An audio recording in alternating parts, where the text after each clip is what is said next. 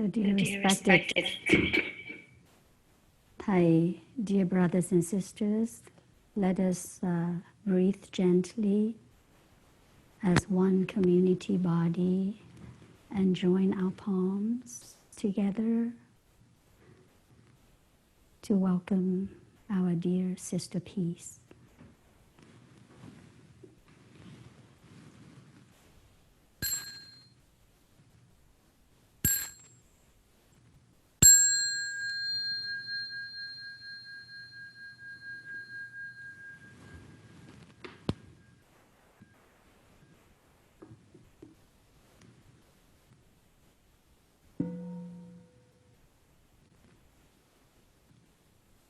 Sister Peace is going to offer a Dharma talk on our last day of practice for our 4-day retreat for the OI community. So let us enjoy breathing together.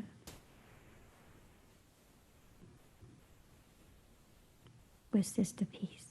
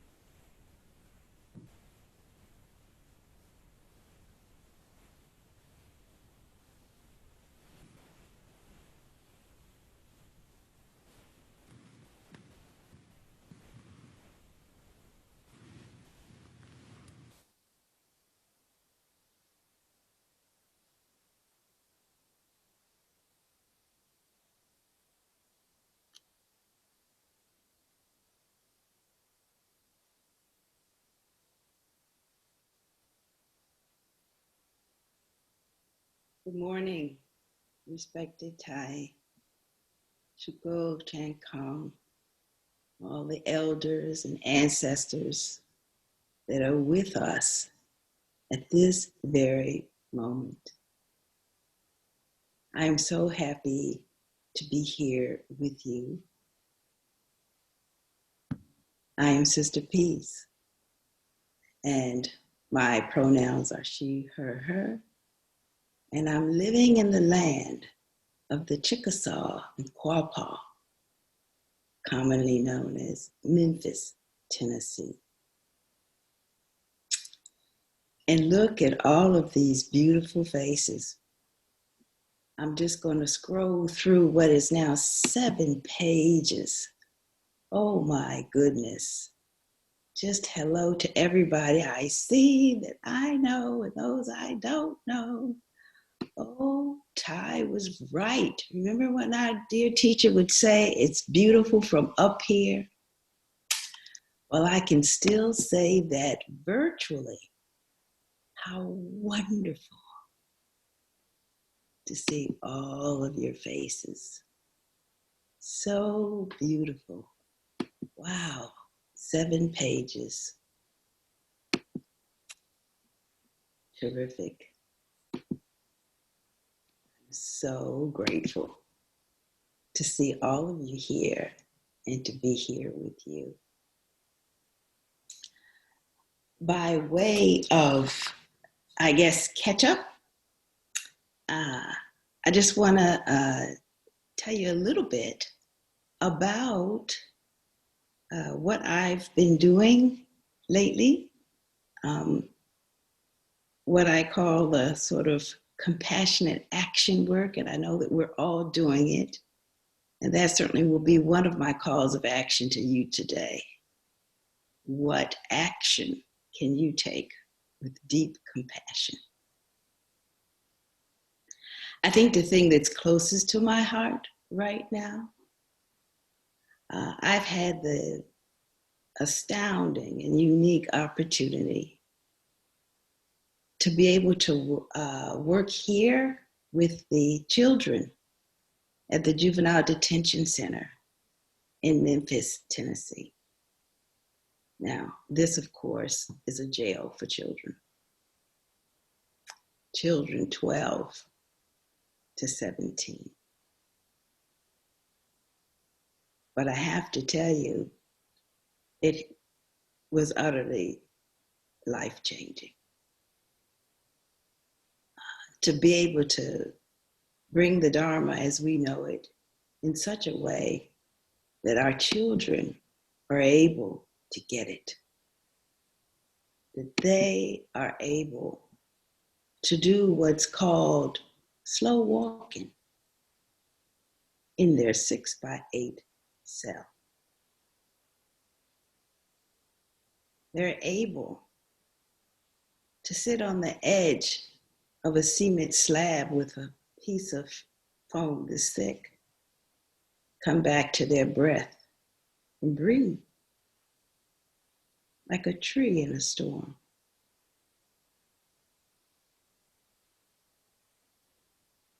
And so many other things that I could share, but that perhaps may be another talk.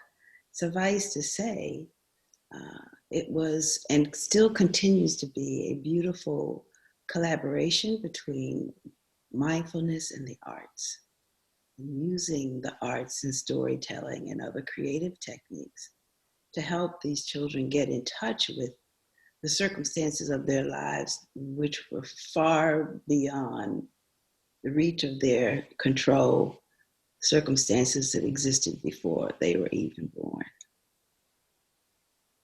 But they're beautiful children, and I call them my cheering, as my mother would call us, my cheering. And I also taught them hugging meditation. And every session started with the core team, and the kids would file in one by one and get their hugs. And at the end, get their hugs too. And each one hugged differently. And I'll never forget the youngest one of the class at that time. We nicknamed him Sleepy. He's 13 years old, and he was still trying to work out his medication. And it was his time, his turn to hug. Boy, he hugged me so strong and so hard, and then he just about pushed me away. And he said, I can't remember the last time I had a hug.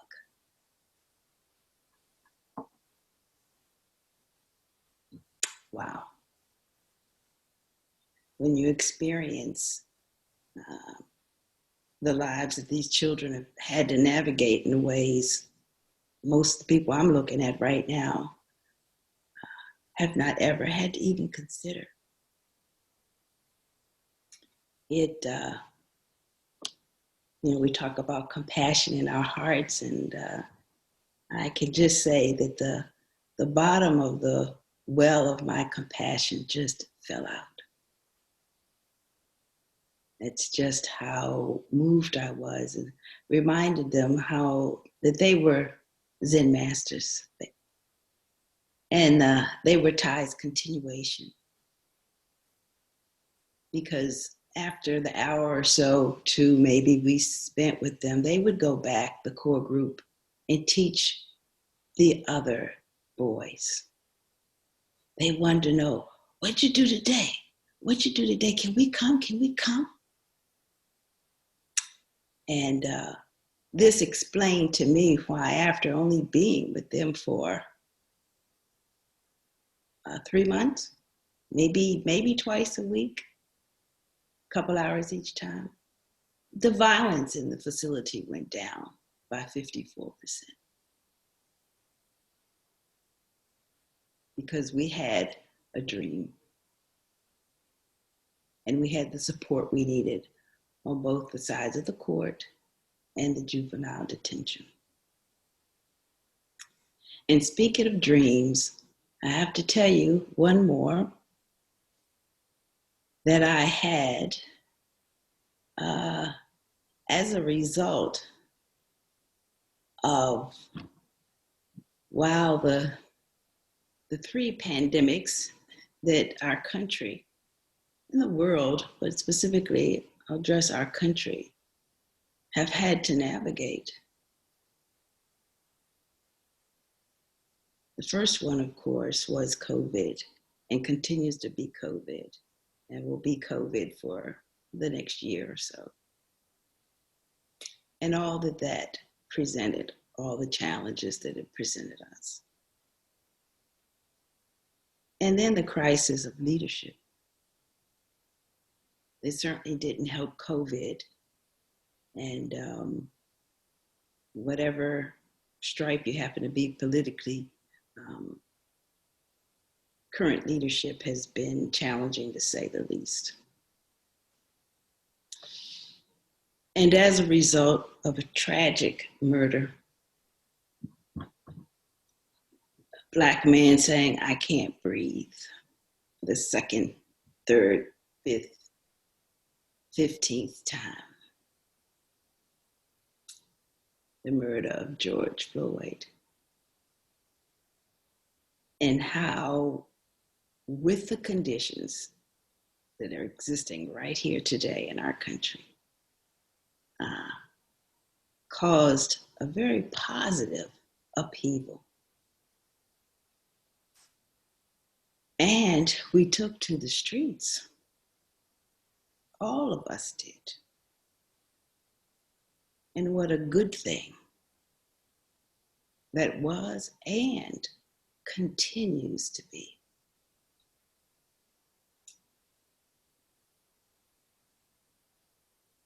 Some of what I want to share with you today has to do with what our country has been grappling with for several hundred years, and for what our sanghas have also been challenged with.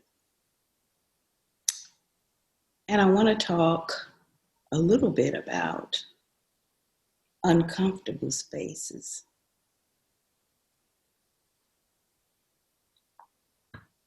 And the need for us to be open as a community, in the community, within the Sangha, of spaces where all of us can transform and heal.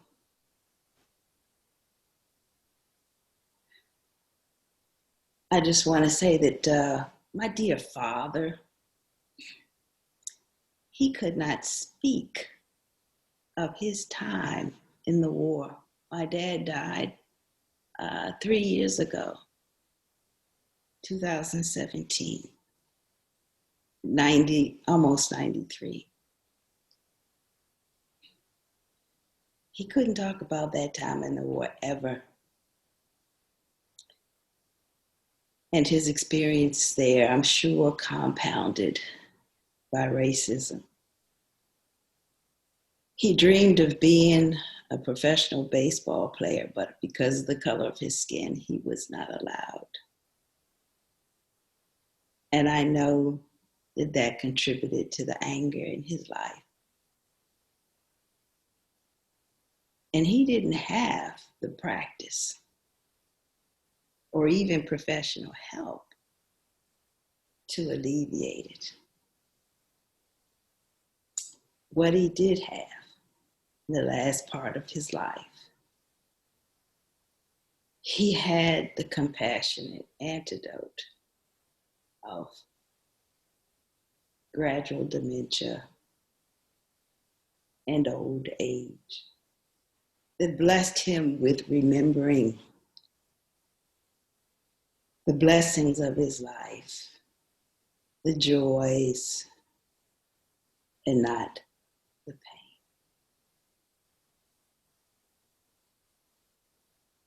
And I know that as a collective, we can do better. And some of the parts of our history are not pretty at all. Someone texted me this morning and shared with me today would have been the 79th birthday of Emmett Till.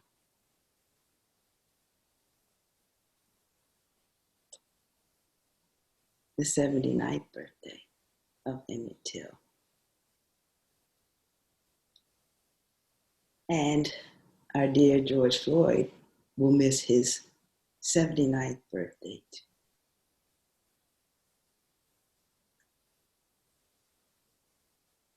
So as a Sangha, what is it we can do that can help us to address these really uncomfortable spaces that we find ourselves in, regardless of our stripe?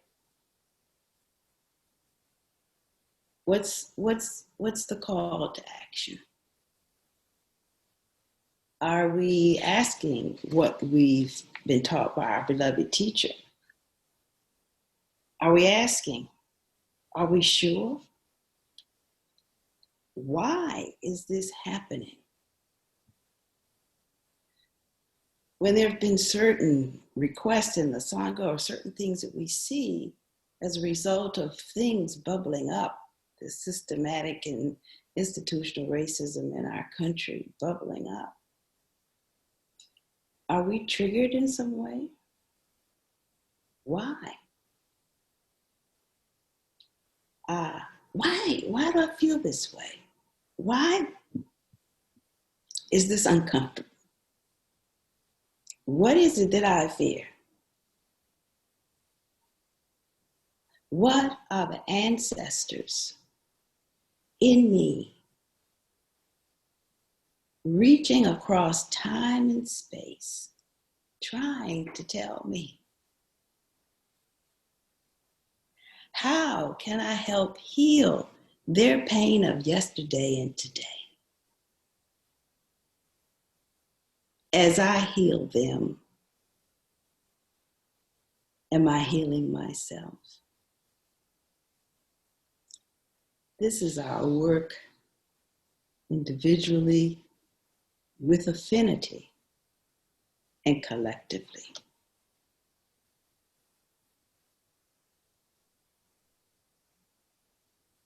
You know, the practice dictates that we take care of ourselves first. Otherwise, I don't know where we're going to take care of anyone else.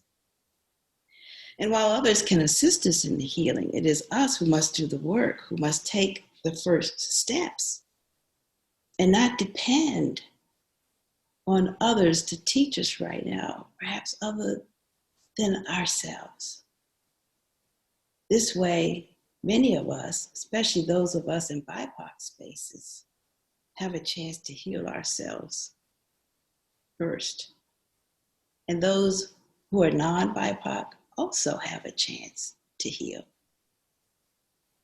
And what's being requested is not with an intent of separation, because we all live and work and move and have our being within the beautiful arms of the Sangha. When there's this request, there's, again, well, why am I a little bit uncomfortable? What's being triggered? Who's being triggered in me?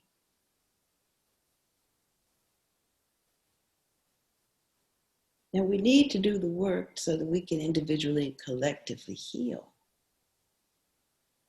But now is a time, most specifically, that asks us to heal with those that speak our language. I want to just read a quote from Claudia Rankin. She was on Krista Tippett's On Being. She had something very interesting to say about uncomfortable spaces. She says, her real ambition is how to have a conversation so that the space can hold discomfort. So that the thing isn't a thing that you have to put over there. So that we can get over ourselves, in a sense. All of us, people of color, white people, yellow people, all kinds of people. Whatever stripe on the rainbow we identify with. Because it offers us a moment when we can invest in the kind of possibility that is beyond our negotiation of each other. But Krista Tippett says, yes, but I think people probably feel it's dangerous. And she says, it's only dangerous because we don't do it. Things can get ordinary rather fast. I think that we meet this fear and this discomfort with our practice. I know for me, when I was ordained as a novice and received my Dharma name, which is in Vietnamese, An Yim, and An means peace. And I stood there on my knees and Thai gave my name and I went, what? Peace? Okay. Because, I wanted something that meant fearlessness. But of course, after a certain period of practice, well, I realized that if there wasn't peace in me, I could not be fearless. I couldn't even meet fear without that stillness, without touching that center. And I think we all know what that is and all have a practice for that.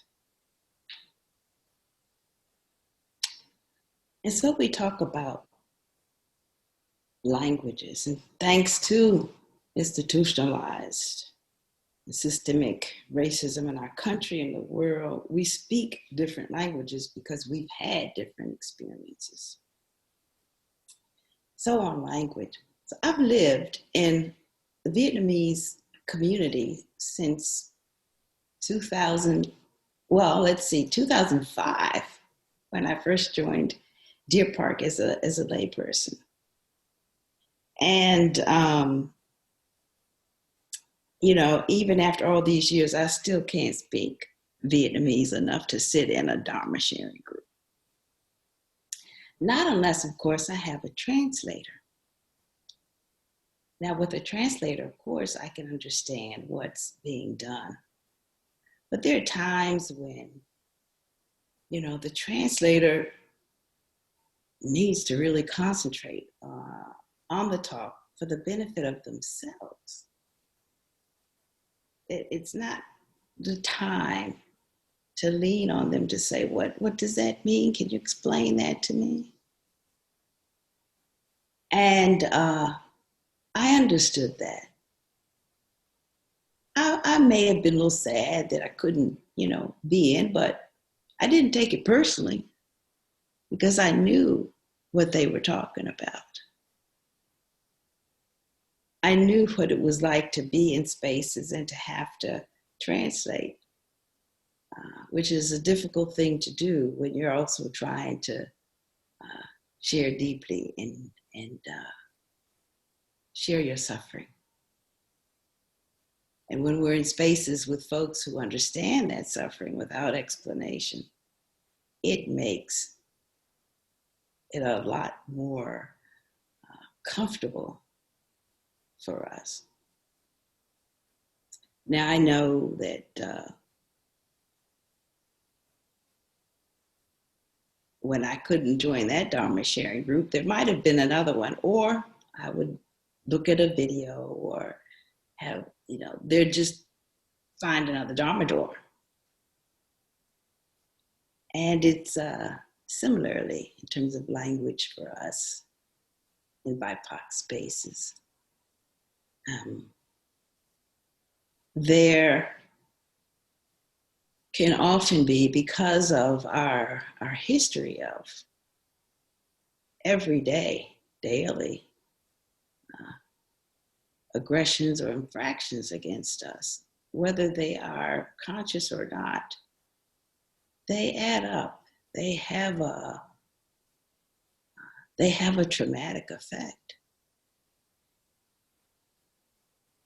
And when there's the request for BIPOC spaces, it's so that these traumas that are ancient, really, have a chance to settle down. Because sometimes the people sitting in front of us remind us of individuals who have perpetrated aggressions against us. And after time, after time, after time, after time, this is not healthy.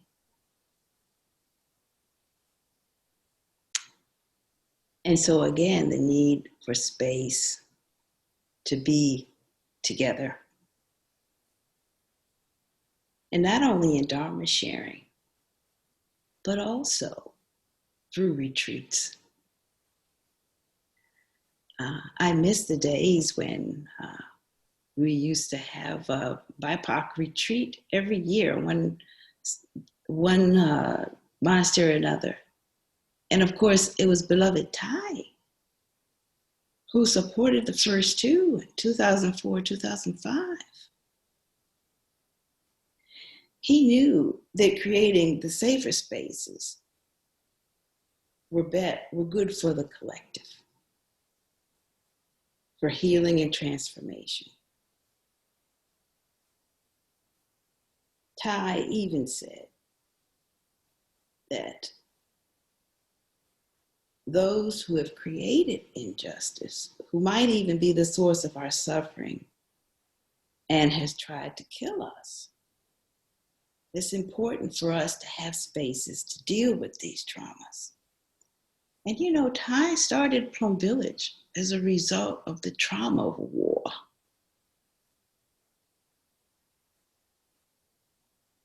That's really one of the major conditions that we're all sitting here able to share today, this many years later. So we have to be really aware and compassionate to know that when some of us are in certain spaces, it actually triggers trauma. Just like the soldiers who come home from war, just like my dad who couldn't talk about it. Certain things, certain sounds, or certain situations take them right back to that place of trauma. And so they seek professional help and they sit with groups of others who have suffered the same, right? Other soldiers who lived through PTSD. And in our own Sangha, we also have other affinity groups. We have healthcare workers, we have educators, we too have veterans. We have teen camp. We have Vietnamese groups, French groups. It's because we speak languages and we share experiences that don't require explanation, but simply a nod of the head.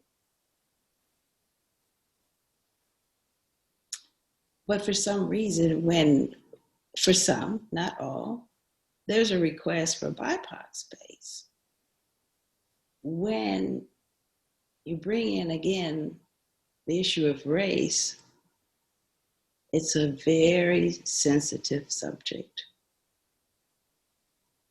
And so we have to return to the questions of why. Are we sure? What's being triggered? Why am I feeling the way I am? How can I look deeply at this? Are there others who are experiencing the same thing that I am? And that is an opportunity for our non-BIPOC friends to get together and to share and to look deeply, to lean into the discomfort, because that is the vein of gold. That is where we learn. That is where the insight lies. That's where the healing comes for our ancestors. May not have been us who perpetrated certain things, but we certainly have benefited from it. And what can we do to alleviate the voices in us? This is across the board. There's no space where that does not reside.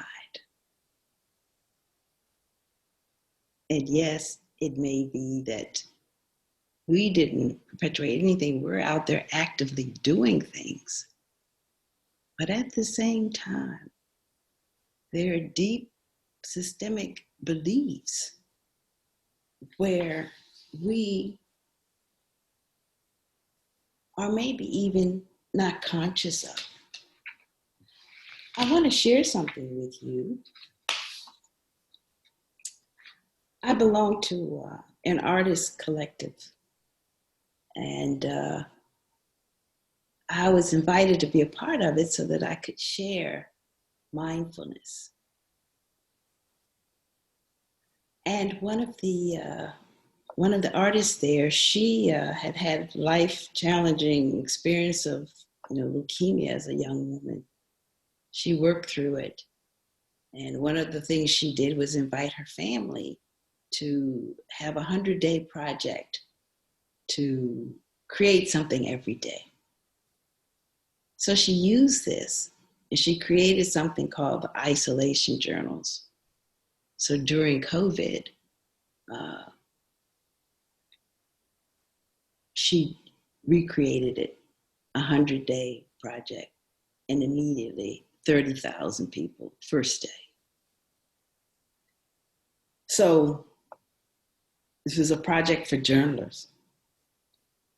So she invited me to share on day 85. And I'd like to read to you what I wrote for the journal. At the end of each journal is a prompt, a challenge. The time I was in New Mexico. As I sit here in Santa Fe, New Mexico this morning, I think of an experience I had recently. Just a few days ago, I went to the city's historic plaza where protesters were celebrating the mayor's order to remove an obelisk erected in 1868, engraved with the words, "To the heroes who have fallen in the various battles with the blank Indians in the territory of New Mexico." One Native American woman got up and told the story of how, for over a century, the blank was engraved with the word savage. So it read, "To the heroes who have fallen in the various battles with the savage Indians in the territory of New Mexico." Then, in 1974, her grandfather dressed up in a blonde wig and a pair of overalls so that he'd look more official. He went up to the monument and chiseled out that word, savage. To me, it's a powerful metaphor. It speaks not only to these external monuments, but also to what is engraved inside of us.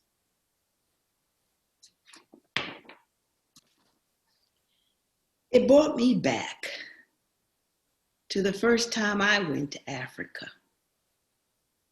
to visit one of our Buddhist communities in Botswana. I have many indelible memories from that trip, including the experience of being surrounded by mostly Black folk, an amazing thing, something I had never experienced before living in America. And seeing them all in positions of power. I also see the moment when I was dining with a gorgeous African human rights activist and attorney. She was a total dynamo, but I still had a moment of doubt. Could she really be all that? I knew immediately where it came from. I was arcing back in history, in ancestral time, back to when I was growing up, when there was the question, even among Black people, whether we should hire a Black attorney or go to a Black doctor, or should you get a white one?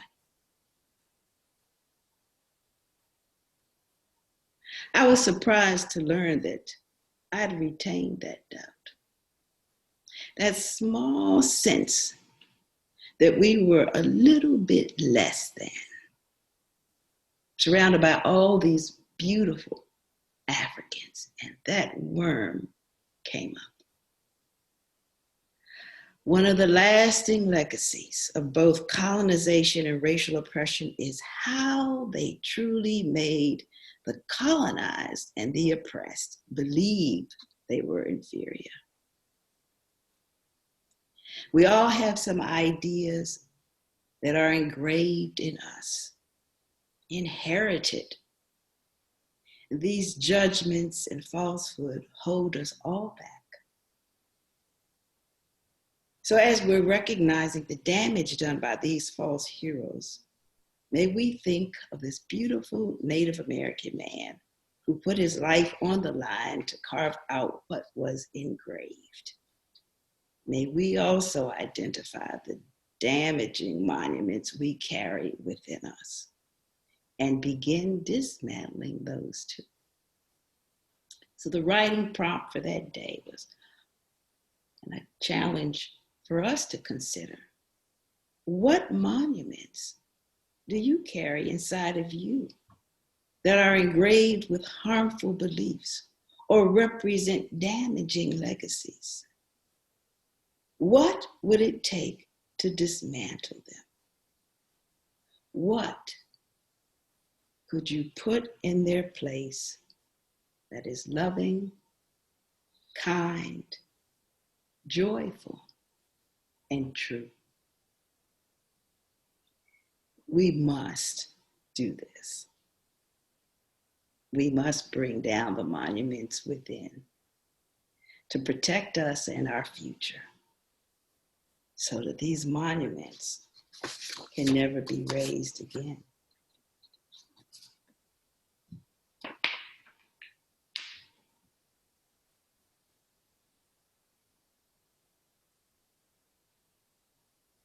And I think that when we talk about uncomfortable spaces, there's another space that's a bit uncomfortable.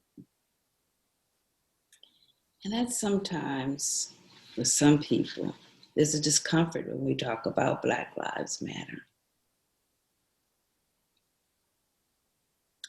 How many of us remember those signs back in the civil rights days? And our beloved king came right here to Memphis that I'm sitting in to help the men in the sanitation strike. And at the Claiborne Temple, not far from here, printed out signs that said, I am a man. These dignified men with these dignified signs that said, I am a man.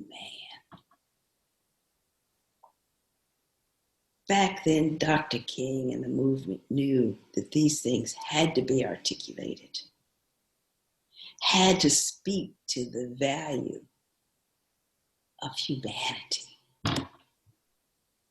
because our humanity has been under assault and attack for 400 years.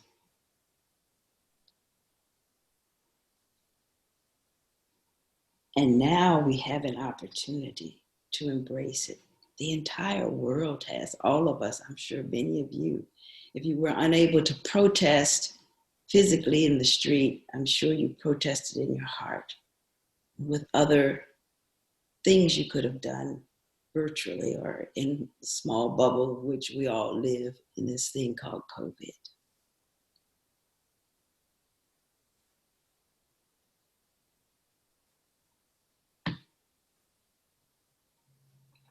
So when we hear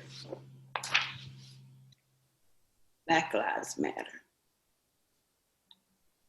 it's yesterday's I am a man. And what is it that we hear? What is it we're really hearing? Is it mere recognition, or is something else coming into play? Are we hearing only Black Lives Matter?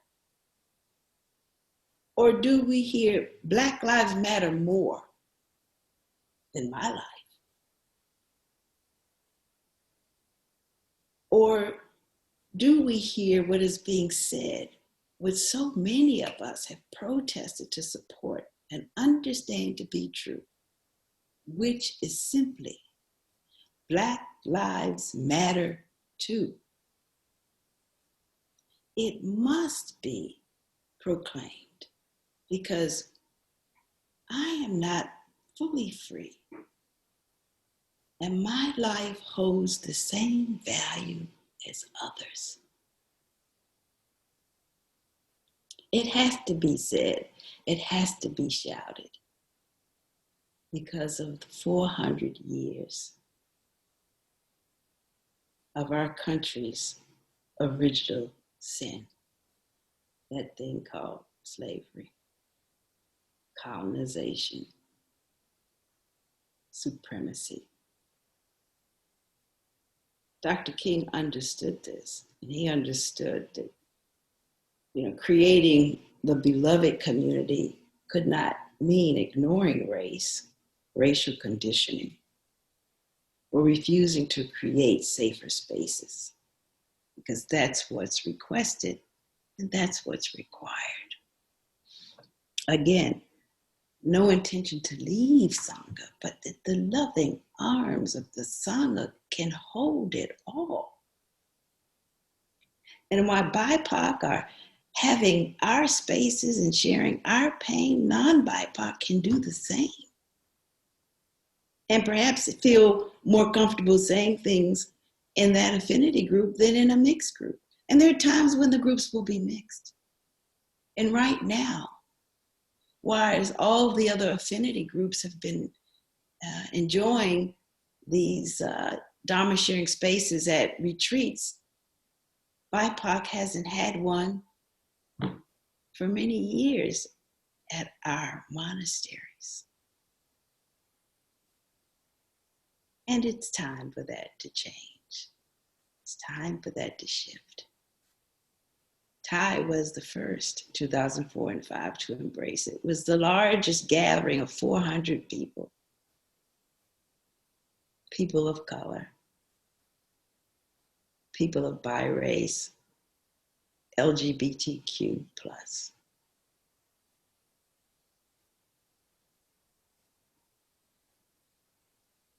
Once a year, it was happening. And when we would have the chance to come to other retreats, there would be spaces there too. I personally have had to fight for them. Oh, well, is It's not enough, which we would say for any affinity group. But I knew that it was important.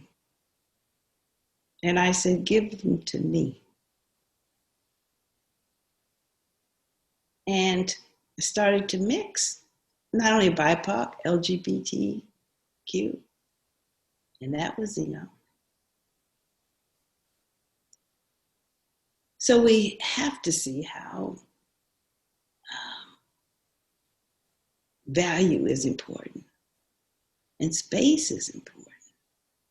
And it doesn't mean we're being excluded or less than. It just means we're included elsewhere for the moment. And I know that a lot of us are not used to being excluded. But if that's the way we choose to look at it, I would challenge you and say, are you sure? And whatever the answer is, so be it. It's the way it is today.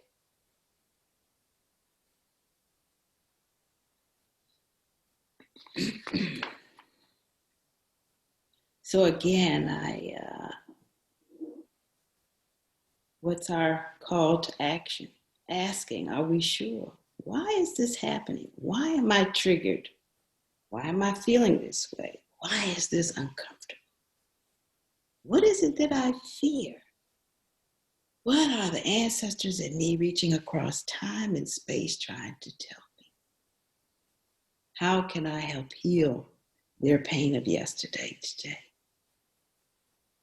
And as I heal them, am I healing myself?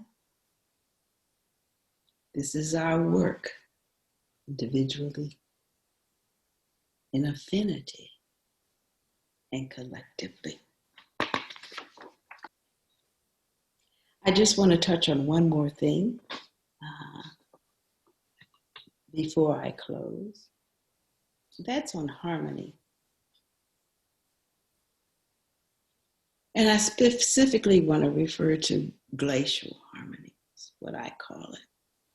Isn't it a beautiful picture when we visualize the Sangha going as a river, flowing, moving dynamically, going against the bank and going over rocks and becoming gorgeous waterfalls, flowing, moving dynamically together, navigating all the obstacles that are in the river's flow.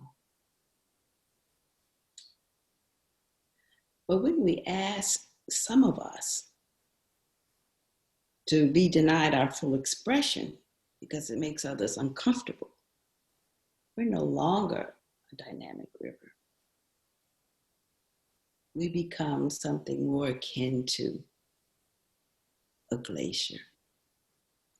We're frozen. Nobody wants to move or say anything for fear of reprisal or hurting feelings. But the work that we do dictates just that. There's going to be discomfort. So do we want to be a glacier with inches along at 1-2 inches a year if we're fast, with some slipping and sliding on the top and some frozen within the river because it's too uncomfortable for them to fully express themselves? Dr. King said, justice delayed is justice denied. Waiting for others to feel comfortable with change is delay. And allowing that discomfort to dictate when justice, freedom, and equality arise is denied. Glacier, river. What quality of harmony do we want for our Sangha?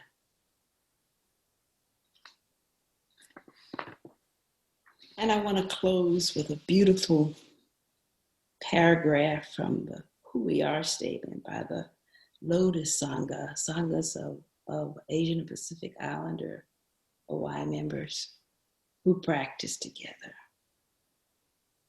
And they say, and I think this is our ultimate dimension.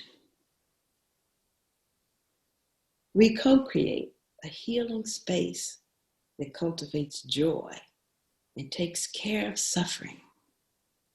We seek to build and support spiritual community that can be a true refuge, inclusive, welcoming, and healing for all people, including people of color and other underrepresented and marginalized communities. We strengthen our capacity to empathize with difference. We recognize that discomfort often leads to real growth. And we practice to suspend judgment.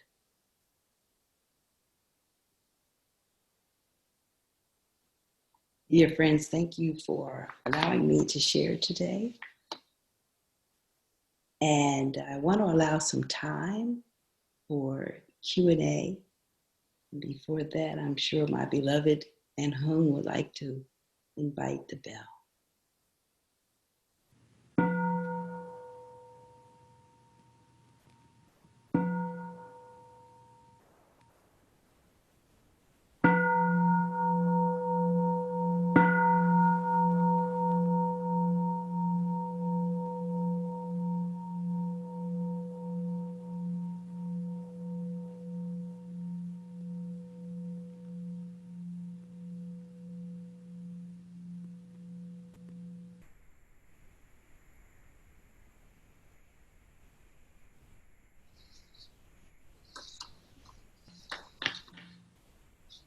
I think Mitchell is going to explain to us how to do the hand raising for the Q&A. Dear Sister Peace, dear Ty, thank you very much, Sister. We have an opportunity for questions and answers. We're now at 166 people. It's very hard to see who's raising hands on a screen, so we're going to use the Zoom feature of raise hands. Let me put on a screen share here.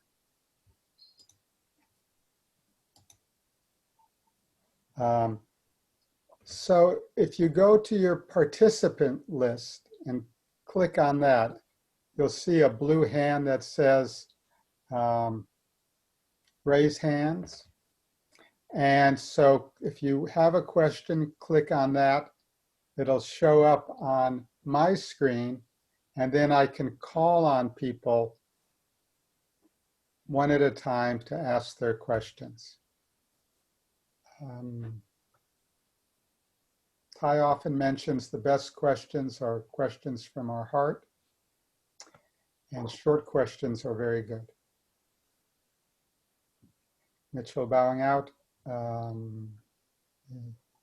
Stop the screen share, and Annie Mahan got her hand in first. Annie, it's your turn.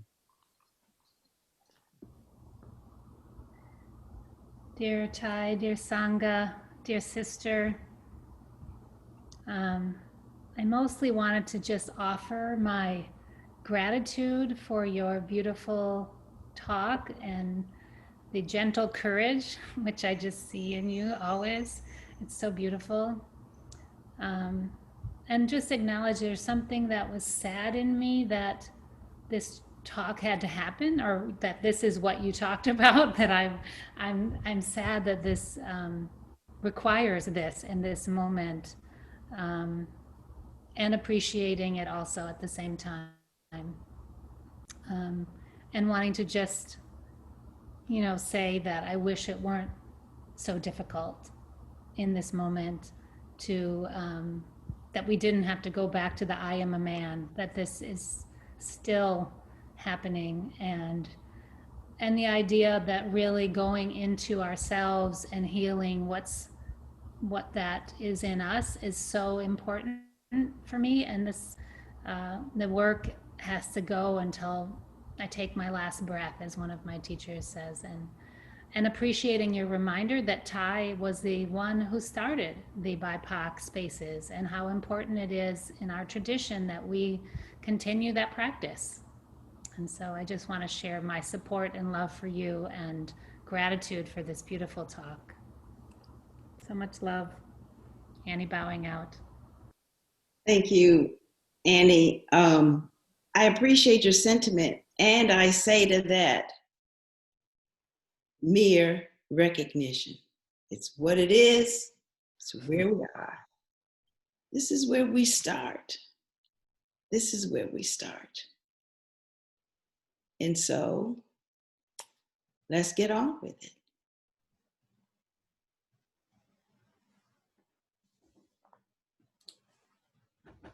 Mum, you're next. Please unmute and share your question. Dear sister, thank you for talking about the affinity group. My question is, I'm in the diversity committee in my therapist community, and for the first time, they want to have the round table about anti-racism. When I am in a meeting, I'm not really talk much, but when I do, I assert myself. So I suggest affinity groups, because talking about, just like you say, a very sensitive subject with all the mixed race in Los Angeles here. So I'm the only Asian in the committee. And when I suggest the affinity group, one person just disagree. And then I try to explain more. And another people of color, these two is people of color, also say this is not appropriate at this time. So my brain got hijacked, and I did not say anything afterward. And that night I could not sleep, so I resigned from being in the committee. And then quite a few friends reached out to me and said, no, we cannot let you go, because you have really good idea. We need you here. And actually they are white folks. So I'm torn, because I want to serve, and I know that is important, and I want to advocate. That's why I want to advocate for people like me, the quiet people that want to have voice too.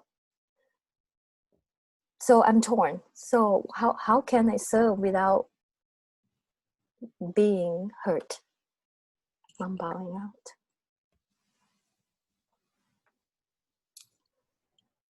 Thank you, Mom. You actually reminded me that I will compile a list of resources and give it to Mitchell, and he will send it to you.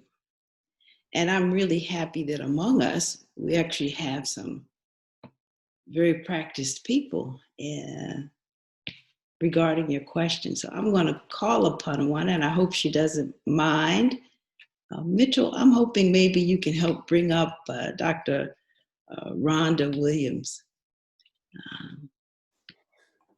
He is a historian in American and African American history, and I think that she can help to answer your question, because this is what she's out there doing. Rhonda, would you mind?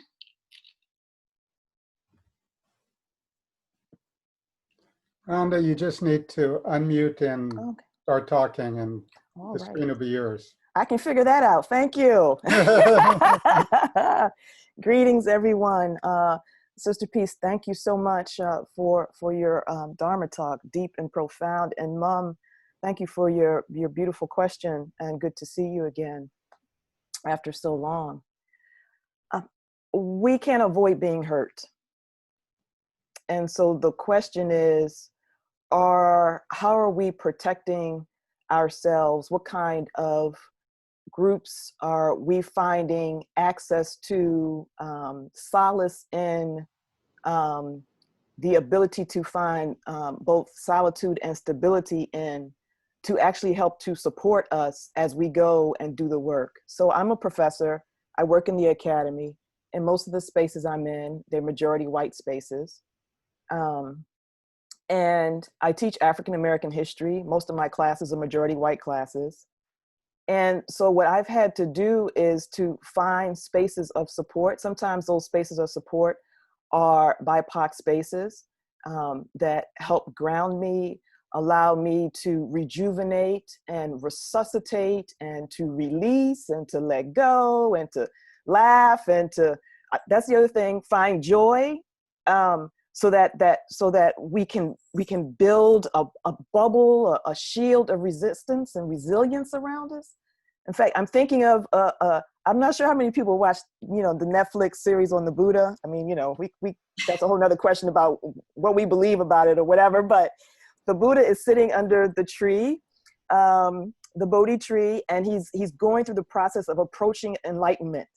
And his various selves in the world, the kleshas are coming at him, and he's sitting there and he is concentrating. He's developing solidity and stability. He's grounding himself in the earth, and then this shield comes around him, and the arrows just bounce off. They bounce off. This is the image, right? And so finding those spaces in Sangha, BIPOC spaces, BIPOC retreats, spaces with white allies who are willing to do the work, to find those spaces where we can rejuvenate ourselves. Know that suffering is our first noble truth, and figure out ways that we can protect ourselves, not in a mundane way, but in a way that allows us to experience the hurt, figure out what our antidote is to that, to see it as a ground of practice, and then to walk back into those spaces feeling solid and grounded and ready to do the work. And to understand that speaking truth is not divisive, but it takes fierce courage. It takes fearlessness in the face of fear. That's what fearlessness is. That is actually acting in the face of fear, not getting rid of fear. So those emotions are going to be there. And sometimes there are other support groups on campus or in your job network or the Sangha that you could turn to kind of really help bolster you. And then, just tell people, are we willing to have the honest conversations?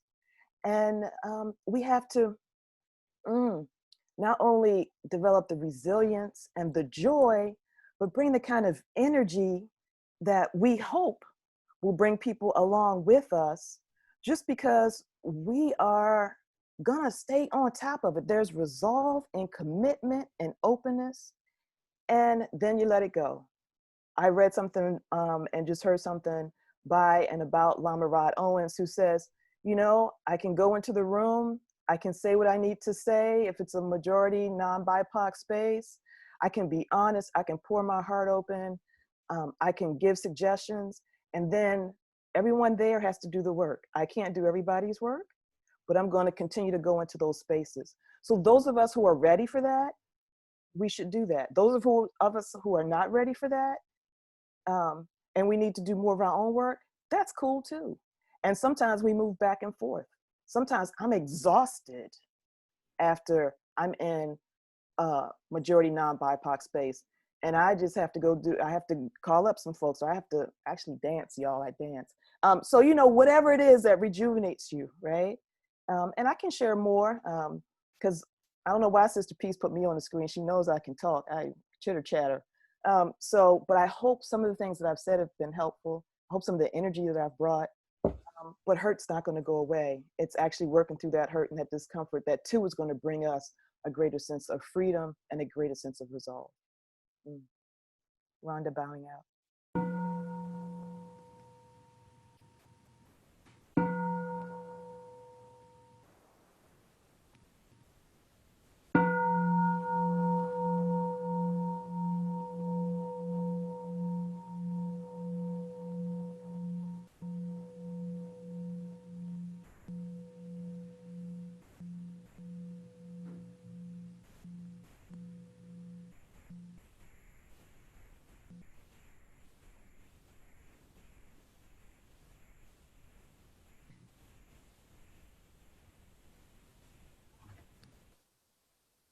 Thank you, Rhonda. I don't think I need to add to that. This is Mitchell bowing in. First, to add to what Sister Peace said, we will be sending her links and resources to everyone who registered. So everyone will get them, including Mom. And the next question is from our sister Luan. This is Loan bowing in. Dear Thay, dear Sangha friends, and dear Sister Peace. It is so much joy to see you and to hear you today. I cannot wait to be in touch with you again, my dear sister. And thank you for the amazing words and the teaching that you have shared with us today. My question has to do with how do I go about, and I think Rhonda have answered this question, but I'm going to ask it anyway. And I think Mom had also brought it up, and I'm going to look forward to receiving the links. But, you know, I come from a very staunch Christian Catholic family. And in this Black Lives Movement, I have been blessed to live in New York City and be a part of a very progressive activist group. And so I wanted to share with my siblings who are in our 50s and 60s and really, you know, bring them along with the understanding. So I sent my family a link called How to Talk to Your Asian Family About Anti-Black Racism. It's a webinar offered by some really special Viet folks. And I really want to be in touch with our API group too, by the way. And the response that I get from my sibling was quite difficult for me to process. One sister said, "Why do you think our family need this? We are Catholics and Christians and we treat people with respect and dignity until they misbehave." And I just am sitting with this pain of not being able to accept the superiority complex. And I know from what Rhonda said is to find my own tribes and to renew and to shed tears. And that's what I need to do because I'm stuck here at this point. And I just don't know how to come back and state my intention and ask for dialogues.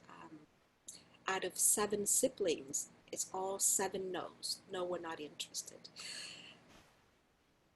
And just that's where I am. I'm stuck in a position, in the place of not knowing what to do, even though I know I need to go back, breathe, find my stability, to go back out again.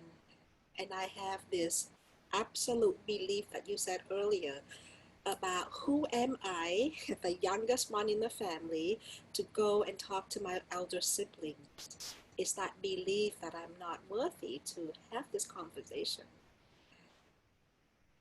So that's where I am, and I'm going to stop and to say thank you for being here with all of us. I'm bowing out. Thank you. It's so nice to see you too. It's been a long time. Yes, we do bump up into that, don't we? We're ready to get on the horse and charge, but where's everybody else? I think that just keep coming back to mere recognition and understanding where we are and where other people are. I've had a number of experiences in my life. The most indelible one was a few years ago. And I had to face a challenge of what people thought of me. And I have to tell you something quite interesting. One of the best lessons I ever had Because there were people like your family who I thought I could depend on and were sort of ready, ready to make some change. But I found out they weren't ready. And they let me know it. And then there were people whom I thought for sure would not support. And guess what? They did. I went, without judgment, without discrimination, without taking it personally. I said, well, now, out of 360 doors, one was closed. The other 359 open. We have to accept where people are and not push when they're not ready, because it brings up all sorts of things. The work that perhaps they haven't done, or at least that we perceive they haven't done, and we could be wrong. So continue to do your work, to do your practice, embody your practice, and find other family members who will join with you in that. Your family will notice. Maybe they'll offer and maybe not. But let's not spend the energy wishful thinking. Let's spend the energy embodying and doing.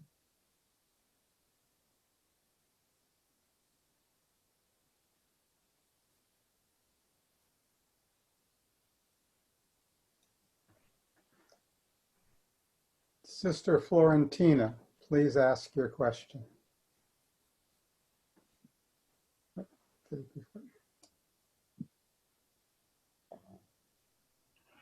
Thank you. Sister Peace, thank you so much for being here and giving this talk. I have so much gratitude for all that you shared and just your practice and your advocacy in a way on behalf of those of us who really cherished those BIPOC retreats and found them very healing. And I think the first time I attended one, I just said, oh, I don't have to be like this. I'd been a bit like a glacier in the practice. And then when I saw the Dharma embodied in BIPOC people in our tradition, it freed me, and it freed me in a way that I felt I could serve the Sangha much better. So just thank you for that. My question is, I've taken the 14 mindfulness trainings and often have to rely on the training of staying in the Sangha, just this intention to stay and to come back to a predominantly white space that doesn't always feel safe, and it can feel triggering. And so it doesn't always feel like my place of refuge. It feels like a place of a different kind of practice, a practice of work, a practice of forgiveness, a practice of, as you're saying, meeting people where they are. And then, Sister Rhonda's encouragement to find spaces that are the refuge, I think, is the other piece of that. But I'm just wondering, how is it, and I think of beginning anew, how is it that where I find like constantly sort of feel hurt maybe by the silence of predominantly white Sangha in terms of racial justice, how do I keep coming back? And is the beginning anew, do I just need to do that in myself? Or is there a conversation that needs to be had in our local Sanghas, whether it be through beginning anew or through a larger beginning new, the Maha Sangha, of how race and racism is impacting us within our Sanghas and what we're experiencing within those Sanghas? Florentina bowing out.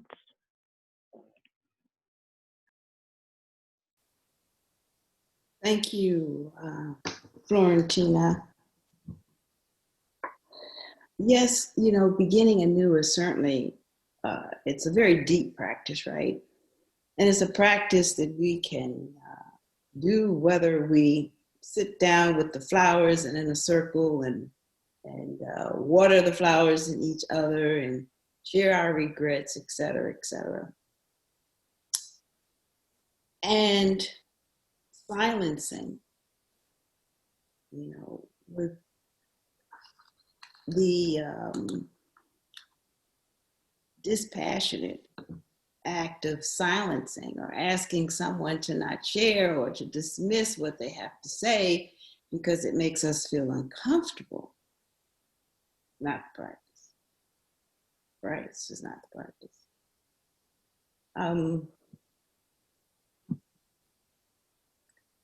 I think we can make an attempt at beginning anew. I think that we can also write letters. Sometimes letters have a riveting effect. Sometimes letters can move mountains. Because I know that the discomfort is such that, speaking of mountains, just to use a metaphor, what we're challenged to work through can only be worked through. We have to, bore that hole through that mountain. We can't go over it, can't go under it, can't go around it. The work is to move through it. And it is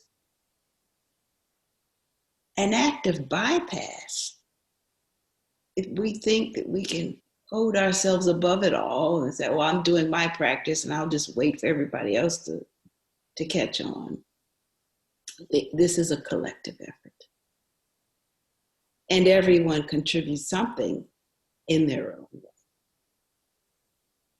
But we must do the work.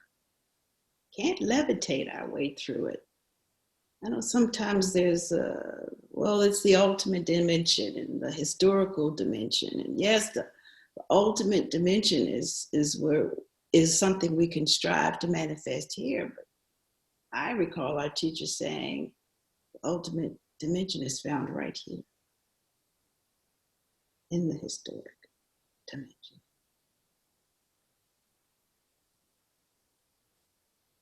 And I believe that expressing ourselves is a must. It's uncomfortable. Often it can be triggering and traumatizing. And we can reach out for help to do that. That is where the Sangha is. I've written a few letters in my life. And there are people whose faces I see right here now who've helped me with those letters. I just put everything down. Someone can come along and make it more skillful. And I've had the chance to do that for other people. And to extend the invitation to share. And to share what it's like, what it feels like to be silenced, to be encased in a glacier because someone's feelings are as fragile as ice. To share it as skillfully as we can, but to share it nonetheless. Thank you.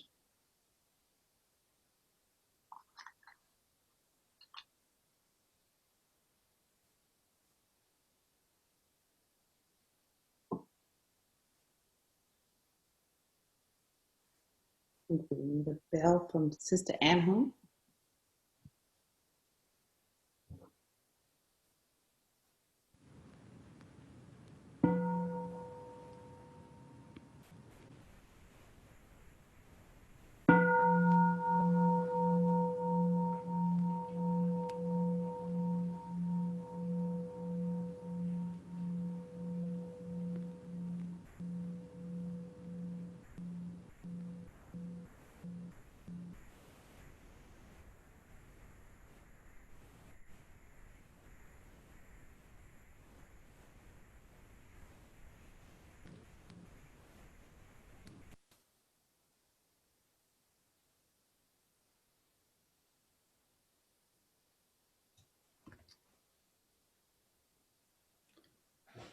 Dear Thai, dear Sangha, we're getting close to the end of our session.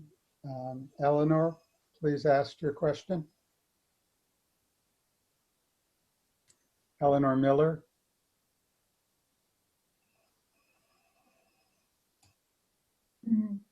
Dear Thai, dear Sangha, thank you.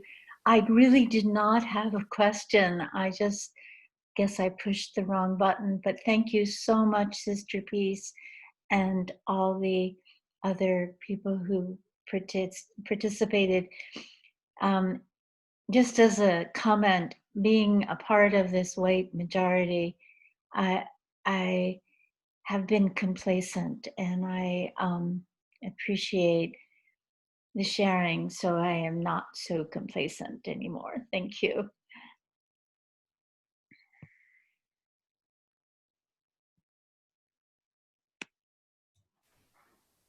Thank you. Jennifer Hamp will give you the last question, and I think we have to end.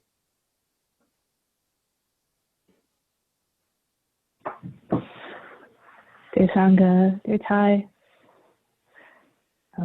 thank you very much for the talk. Reverend Kyoto Angel Williams had suggested once that there's a difference between being welcoming on paper and having a deep cellular welcoming to all people, especially people of color. So do you have a view on, excuse me, I'm quite nervous. Does that sound like something that would benefit when we have the awareness that we're not being welcoming, we can feel it in our body? Does that seem like a good condition to apply insight and deep looking for? And do you have recommendations for encouraging warmth and welcoming from on a cellular level? Thank you, dear Sangha. Jenny, bowing out.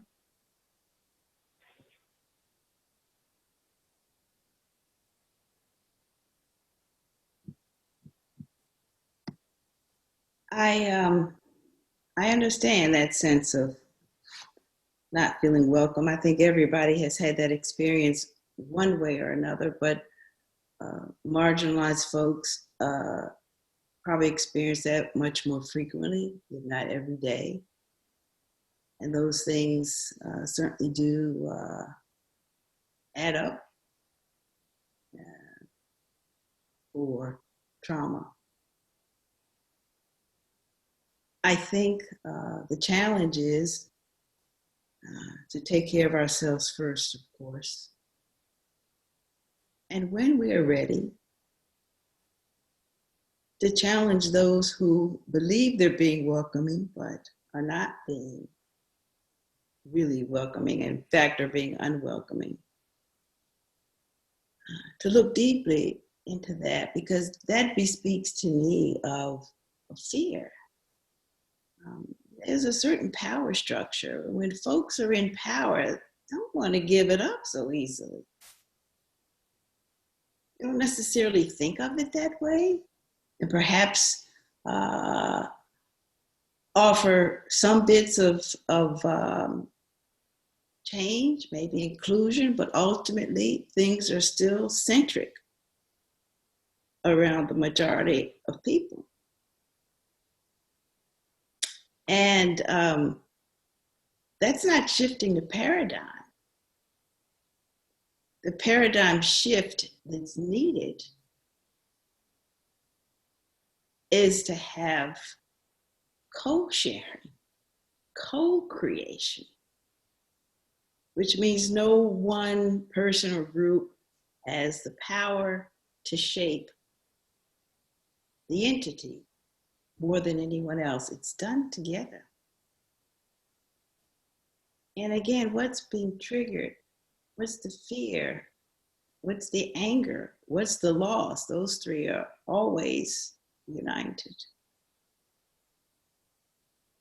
What's the assurance that we can get from our practice that will help us to more than believe, help us to more than embrace, but help us to embody the truth of the equality, the big E equality of all lives, of all opinions, of all practices, of all people. And that's a tall order. But with skill, with heart, just like those boys changed the shape of my heart in prison. This is the job for us, to be open. Crank open the door to that heart. I used to have a vision that the door of my heart was heavy and rusted, falling off the hinge, and barnacles all over it. That's how I started in this practice. But bit by bit, take a little something and help clean it up. Release what we don't need, what's heavy. But release can only happen when we've done the work to recognize what's the fear and to recognize what's the loss. And when we really truly come to knowing what is it that we think we're going to lose, come to terms with it and realize, well, maybe it's time to let it go.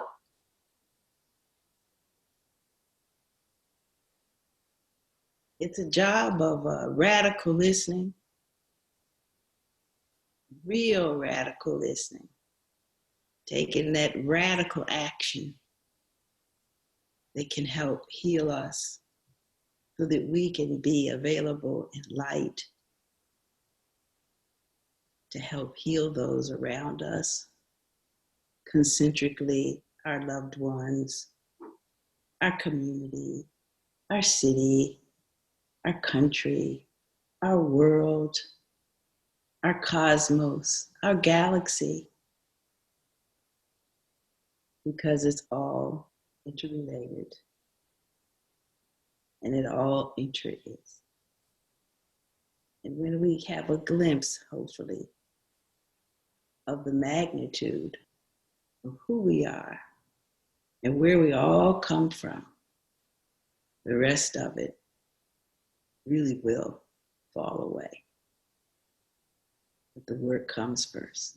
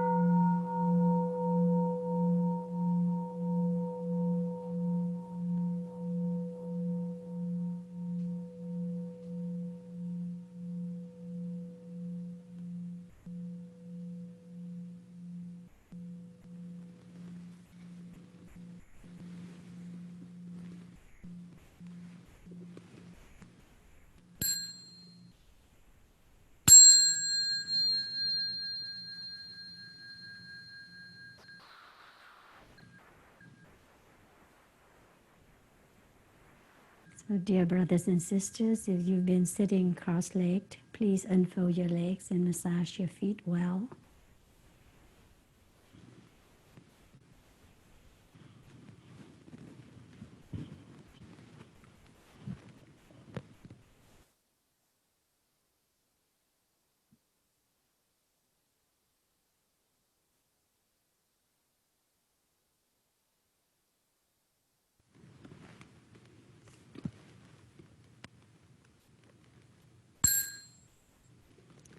At the next sound of the bell, we all will stand up and will stand inside the big meditation hall in Blue Cliff.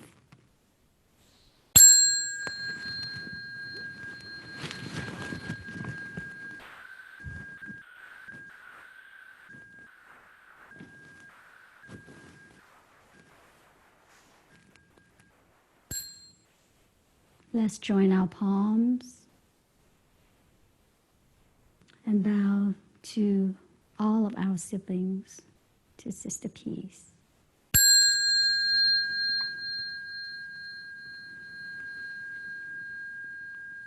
Let's turn towards the altar.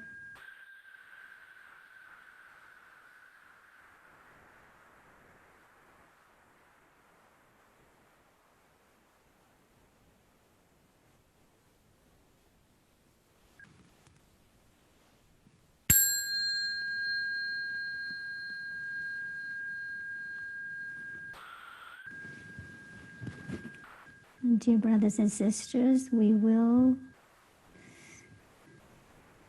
have time for personal outdoor walking while holding the awareness that we are still walking together hand in hand in the Sangha body. And then we will come back and have lunch at 12 noon. So we might want to be back a few minutes before that and get ready. Enjoy.